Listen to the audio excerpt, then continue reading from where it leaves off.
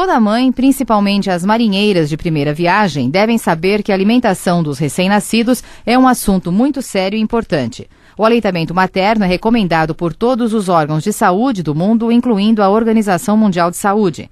Para falar mais desse assunto, para que a gente possa entender o que é importante na alimentação dos bebês, eu converso agora com o Dr. Silvio Renan, especialista em pediatria pela Sociedade Brasileira de Pediatria. Bom dia, tudo bem, Dr. Silvio? Bom dia, Estela. Bom dia a você e a todos os ouvintes do Bom Dia Gazeta.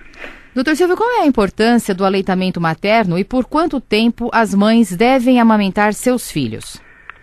O aleitamento materno, a importância dele já vem do próprio nome, né? Ele é o leite materno. O leite de vaca é um leite muito bom para bezerros. O leite de cabra é um leite muito bom para cabritinhos. E o leite materno é para bebês, crianças. E então ele é o alimento perfeito. A criança nasce sem capacidade digestiva de outros alimentos, então ela só tem a capacidade, tem pouco, e aprende a capacidade de digerir o leite materno. Então o leite materno é o alimento ideal da criança. Na realidade, naturalmente, pela própria natureza, seria de 0 a 24 meses, 2 anos de idade. Sendo que a partir dos 6, 7 meses, do 7º mês, pode-se introduzir outros alimentos complementares, não leite. O leite materno seria até os 2 anos. A Organização Mundial de Saúde recomenda que o aleitamento materno exclusivo, isso é, oferecer para o bebê somente o leite, o ideal seria até os 12 meses, 1 ano de idade. E o mínimo permitido assim, para um bom desenvolvimento do bebê, até os 6 meses, aleitamento materno exclusivo. Então aí a gente entende por exclusivo até essa faixa de 6 meses, então nem água, nem chá, nem outra coisa. Exatamente. A Organização Mundial de Saúde recomenda que seja até os 12 meses exclusivo. Certo. Principalmente em países mais pobres, onde o índice de desnutrição é muito maior e de mortalidade infantil também. E por que a mortalidade infantil ela está relacionada à passagem precoce do aleitamento materno para a introdução dos alimentos chamados complementares? São várias razões. A razão nutricional é que o leite materno vem pronto, embalado no seio materno, próprio para o bebê. Ele tem todos os nutrientes que o bebê necessita para a sua alimentação, nutrição. Em segundo lugar, tem o imunológico, né? O leite materno, ele também transfere da mãe para o filho as imunoglobulinas, os antígenos, os anticorpos, que vão dar proteção contra muitas infecções que a criança pode estar sujeita nesse primeiro ano de vida. E o terceiro lugar é o socioeconômico, porque muitos bebês, muitas famílias não têm condições de oferecer aos seus filhos os suplementos e complementos, quer dizer, outros alimentos que não leite materno, em quantidade e qualidade suficiente. Então a criança pode se desnutrir a partir daí, se ela passar para outros alimentos. Então é um mito a gente falar, que às vezes a gente ouve, né? Falar, o meu leite é fraco. Isso não é verdade, né? Não existe leite fraco. Existem alguns casos, e graças a Deus é muito raro, de leite insuficiente. A criança tem uma necessidade de leite maior do que a mãe pode suprir. É muito raro por quê? Que a hipófise, que é uma glândula que tem abaixo do cérebro do ser humano e de outros animais também, ela recebe um sinal quando a criança mama, recebe um sinal, uma substância que vai através do sangue, chega à hipófise e dá a ela a mensagem de que a mãe está oferecendo leite. E a hipófise joga na circulação hormônios que vão aumentar a produção do leite. Então, quanto mais a criança mama, mais a mãe produz leite.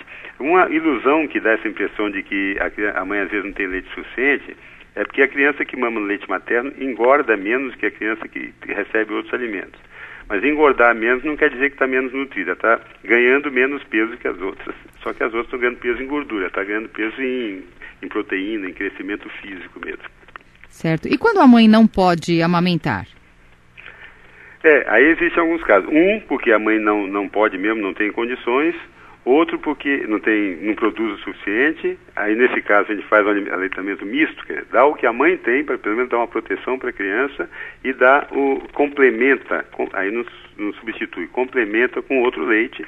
Mas isso não é comum, abaixo dos 6 meses não é comum. A outra causa é em torno de 4 a 6 meses, quando a mãe precisa trabalhar. Hoje, antigamente as mães eram donas de casa. Hoje a mãe tem que trabalhar de alguma forma e não, infelizmente nós não temos infraestrutura no Brasil para ter creche em todas as empresas, todos os locais de trabalho. Então a mãe é obrigada aí a fazer pelo menos tentar oferecer o leite materno nos períodos que ela está em casa e substituir com algum outro leite quando ela vai trabalhar. Agora, com relação a outros alimentos, se a mãe estiver amamentando só o seio, vamos deixar para depois dos 7 meses isso. E agora, graças a Deus, tem essa lei aí da licença maternidade passar para 6 meses, que junto ao poder público já existe, e a Sociedade Brasileira de Pediatria e todas as associações que cuidam de crianças estão lutando para que seja estendida também a CLT, todos os funcionários CLT, que vai ajudar e muito, que aí a mãe vai poder alimentar realmente somente ao seio dos 0 aos 6 meses, só não vai alimentar se tiver algum problema de doença que não possa produzir o leite suficiente. Doutor Silvio, e que alimentos então podem ser oferecidos ao bebê a partir do 7º mês de vida? Quando se começa a incluir os alimentos, outros alimentos, a partir do 7º mês, a introdução tem que ser gradativa e observando muito se existe alguma intolerância, alguma alergia, algo desse tipo. Então se começa com um suquinho de frutas, que inicialmente é dado até de colher, para evitar que a criança, ao sugar uma chuquinha ou uma madeira, perca a habilidade que ela tem para sugar ao seio, porque mamar ao seio é diferente de mamar na mamadeira. Quando a criança mama a mamadeira, ela está chupando o leite através do bico. Quando a criança mama ao seio, o movimento oral dela, da boquinha, é de beijar, é com o lábio e a gengiva que ela faz, ao invés daquela sucção do leite artificial. E o leite, os líquidos outros que é dado por uma mamadeira, qualquer líquido, é muito mais fácil de ser absorvido. Ser sugado pela criança. Então ela acaba se achando mais fácil aquilo e acaba largando o leite materno. Então a gente começa com suquinho, depois uma papinha sólida de frutas, e em seguida vai dar uma sopinha, que é o primeiro alimento salgado, que deve conter pouco sal. Hoje em dia é uma tendência muito grande de se colocar sal em tudo que você come é muito salgado, e esse hábito tem que tirar das crianças desde que nascem. E aí com essa sopinha salgada, depois progressivamente vai se dando até a criança chegar a 1 ano comendo a dieta normal do adulto, que é um arrozinho, feijão, uma carne moída, os alimentos em geral. Até um peixe, né? Um peixinho também, e no começo ele vai só o caldo dele que vai no alimento, porque ele é peneirado, e posteriormente passa a ter o estímulo da mastigação, até bom na época da erupção dos dentes. Então isso a criança vai chegar com 1 ano de idade com a capacidade total de mastigação sem nenhum problema e pode chegar inclusive ainda mamando ao seio e continuar um pouco no 2º ano. Ah, certo. Normalmente os hábitos alimentares dos pais, eles influenciam a educação alimentar do filho? Influenciam muito. Todo o aprendizado da criança, o 1º ano da criança é um ano de casa. O microcosmo dela é aquele lá, somente o lar que ela tem. O pai, a mãe, eventualmente uma avó, alguma coisa, e ele. Todo o aprendizado dele, seja na alimentação e em todo o resto, é feito através dos pais.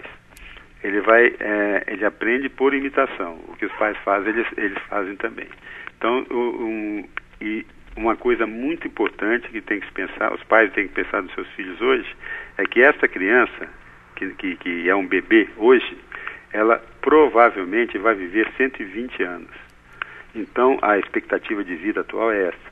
Então essa criança tem que, desde cedo, ser preparada para não sofrer as doenças da velhice por culpa de colesterol, de sal, excesso de açúcar e todas essas como eu diria, essas são metralhadoras que vêm sobre a criança, né? Joga açúcar, joga sal, joga gordura. A criança precisa muito do colesterol no 1º ano. No 1º ano ela precisa.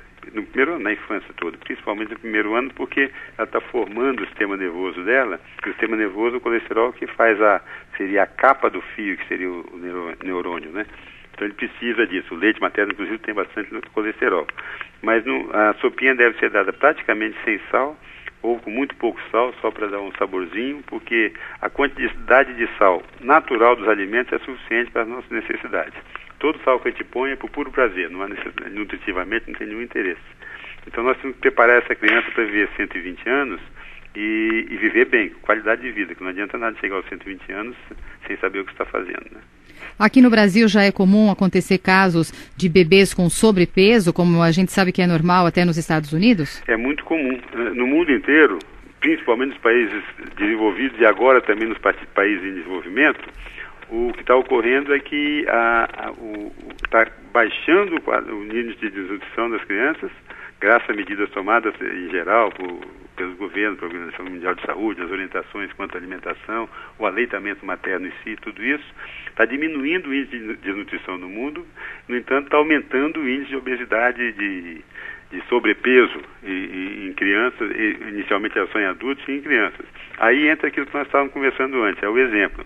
Um pai que chega em casa e come de tudo, que come chocolate, que come não sei o quê, que come pão, que come de tudo, traz sanduíche para casa, essa criança está aprendendo que a alimentação normal é essa. O pai está lhe ensinando que a alimentação, mesmo que ele diga que não é bom, ela está vendo a visão, o viver dela que é o exemplo que ela vai aprender para depois.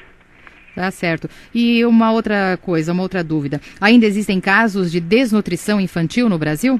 Existem sim, mas estão caindo muito os índices. Eu não posso dar os números exatos, porque isso se eu falar dos últimos números que eu tenho já pode estar desatualizado, né? Desatualizado, então mas eu posso dizer que estão caindo muito mesmo os índices. Ainda tem regiões, é claro, né? O norte, o nordeste, que ainda tem um índice mais alto que grandes centros. Mas mesmo assim, lá também estão baixando esses números. Muito bem, falamos dos benefícios da boa alimentação dos bebês. Eu conversei aqui na Rádio Gazeta com o Dr. Silvio Renan, especialista em pediatria pela Sociedade Brasileira de Pediatria. Muito obrigada pela sua participação. Obrigado a vocês por ter me convidado, é um prazer, estou à disposição.